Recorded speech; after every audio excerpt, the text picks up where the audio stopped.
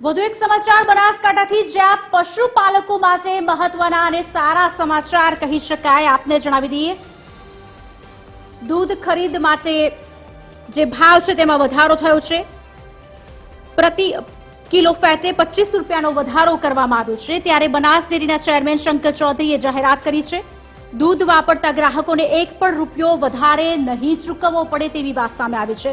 આગામી 1 જૂનથી પશુપાલકોને ભાવ વધારો મળશે અને 1 માસમાં પશુપાલકોને બનાસ ડેરી 25 કરોડ વધારે ચૂકવશે. સમાચાર પશુપાલકો માટે સારા સમાચાર કહી શકાય, જ્યાં બનાસ ડેરીએ દૂધ ખરીદના ભાવમાં વધારો કર્યો. બનાસ ડેરી દ્વારા પશુપાલકોને ચૂકવાતા દૂધના ભાવમાં 1 કિલો ફેટે ₹25નો આજથી વધારો કરવામાં આવ્યો છે.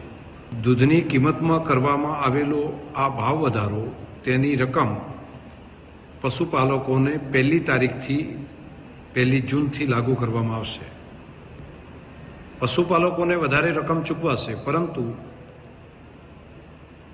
ડેરી દ્વારા જે દૂધના ગ્રાહકોને કોઈ વધારાની રકમ ચૂકવવી નહીં પડે.